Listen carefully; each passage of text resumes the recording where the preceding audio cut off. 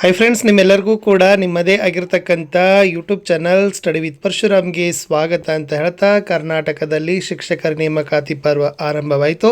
2026ರಲ್ಲಿ ಪ್ರಾಥಮಿಕ ಪದವೀಧರ ಮತ್ತು ಪ್ರೌಢಶಾಲಾ ಶಿಕ್ಷಕರಿಗಾಗಿ ಒಟ್ಟು 15,000 ಹುದ್ದೆಗಳಿಗೆ ನೇಮಕಾತಿ ನಿಯಮ ನಡೀತಾ ಇದೆ. ಮೊಟ್ಟ ಮೊದಲಿಗೆ ನೇಮಕಾತಿ ನಿಯಮಗಳ ಅಂತಿಮವಾಗಬೇಕು. ಈ ಗೆಜೆಟ್ ಅಂತೂ ಬಂದೇ ಬಿಟ್ಟಿದೆ 10/8/2026ಕ್ಕೆ. ಆದರೆ ಈ ಗೆಜೆಟನ್ನು ಓದಿದರೆ ಒಂದೆರಡು ದೊಡ್ಡದಾಗಿರ್ತಕ್ಕಂಥ ಸಮಸ್ಯೆಗಳನ್ನೇ ನಾವು ಅನ್ಬೋದು. ಯಾಕಂದರೆ ನಾವು ಊಹಿಸದೇ ಇರ್ತಕ್ಕಂಥ ಪಾಯಿಂಟ್ಗಳನ್ನು ಏನು ಮಾಡಿದ್ದಾರೆ ಅಂದರೆ ಈ ಗೆಜೆಟಲ್ಲಿ ಕೊಟ್ಟಿದ್ದಾರೆ. ಖಂಡಿತವಾಗಿ ಸ್ಪರ್ಧಾರ್ಥಿಗಳಿಗೆ ಎಷ್ಟರ ಮಟ್ಟಿಗೆ ಅದು ಸೂಕ್ತ ಆಗದೆ ಅನ್ನೋದನ್ನು ತಾವು ನೋಡ್ಕೊಳ್ಬೋದು.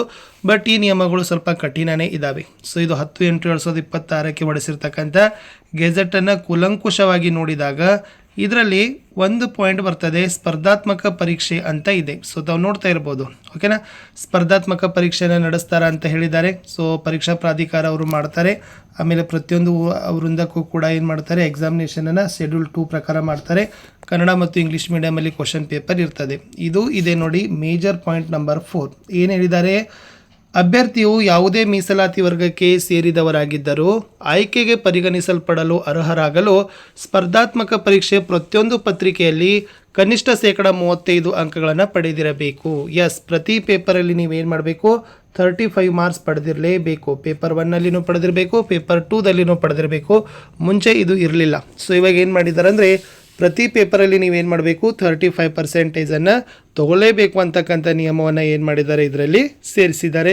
ಇದು ಒಂದು ಪ್ಲಸ್ ಪಾಯಿಂಟ್ ಆಗಿರ್ತಕ್ಕಂಥದ್ದು ಆಗೋದಿಲ್ಲ.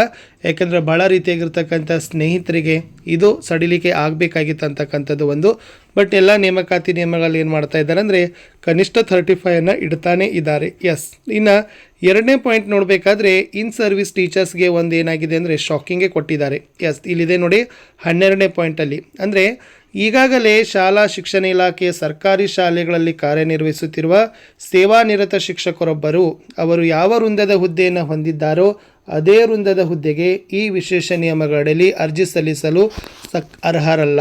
ಅಂದರೆ ಈಗ ನೀವು PSTR ಇದ್ದರೆ PSTR ಅಪ್ಲೈ ಮಾಡುವಂಗಿಲ್ಲ, GPSTR ಇದ್ದರೆ GPSTR ಅಪ್ಲೈ ಮಾಡುವಂಗಿಲ್ಲ. ಅಂದರೆ ಯಾವ ವೃಂದದಲ್ಲಿ ನೀವು ಕೆಲಸ ಮಾಡ್ತಾ ಇದ್ರಲ್ಲ ಡಿಪಾರ್ಟ್ಮೆಂಟಲ್ಲಿ, ಅದೇ ವೃಂದಕ್ಕೆ ನೀವೇನು ಮಾಡುವ ಹಾಗಿಲ್ಲ, ಇಲ್ಲಿ ಅರ್ಜಿಗಳನ್ನು ಸಲ್ಲಿಸುವ ಹಾಗಿಲ್ಲ ಅಂತ ಗೆಜೆಟಲ್ಲಿ ಏನು ಮಾಡಿದ್ದಾರೆ ಅಂತಂದರೆ ಕೊಟ್ಟಿದ್ದಾರೆ. ಸೊ ಇದು ಮೇಜರ್ ಆಗಿರ್ತಕ್ಕಂಥದ್ದು.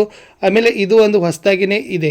ಅಂದರೆ ನೀವು ಯಾವ ಶಾಲೆಯಲ್ಲಿ ಇದ್ದೀರಲ್ಲ ಅದೇ ಶಾಲೆಯಲ್ಲಿ ಮತ್ತು ಹತ್ತಿರದ ಶಾಲೆಯಲ್ಲಿ ಕಾರ್ಯಭಾರವನ್ನು ಮಾಡ್ತಾರೆ ಅಂತ ಇದೆ. ಅಂದರೆ ಇದನ್ನು ಎಲ್ಲ ಕಡೆಯೂ ಕೂಡ ಏನು ಮಾಡ್ತಾರಪ್ಪ ಅಂದರೆ ಶಿಕ್ಷಕರಿಗೆ ಸಮತೋಲನವಾಗಿರ್ತಕ್ಕಂಥ ಕಾರ್ಯಭಾರ ಹಂಚಿಕೆಯನ್ನು ಮಾಡ್ತಾರೆ ಅಂತಕ್ಕಂಥದ್ದು. ಅದು 3ನೇ ಪಾಯಿಂಟ್ ಅಂತ ನನಗನ್ಸಿತ್ತು.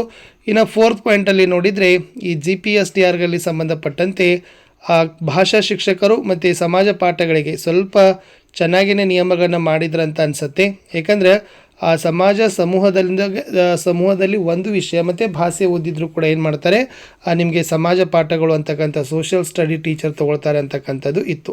ಇಷ್ಟು ಏಜ್ ರಿಲ್ಯಾಕ್ಸೇಷನು ಕೂಡ ಕೊಟ್ಟಿದ್ದಾರೆ, ಅದ್ರ ಬಗ್ಗೆ ಏನಿಲ್ಲ. ಬಟ್ ಮೇಜರಾಗಿ ನಾನು ಹೇಳಬೇಕಾದ್ರೆ ಇನ್ ಸರ್ವಿಸ್ ಟೀಚರ್ಸ್ಗಾಗಿರ್ಬೋದು, ಆಮೇಲೆ 35% ಕಂಪಲ್ಸರಿ ಮಾರ್ಕ್ಸನ್ನು ತೆಗೆದುಕೊಳ್ಬೇಕು ಅನ್ನೋದು ಸೇರ್ಪಡೆ ಮಾಡಿರೋದು ನಿಜಕ್ಕೂ ಅಚ್ಚರಿಯ ವಿಷಯವೇ ಆಗಿದೆ. ಇಷ್ಟೇ ಇತ್ತು ಈ ಒಂದು ವಿಡಿಯೋದಲ್ಲಿ. Good luck.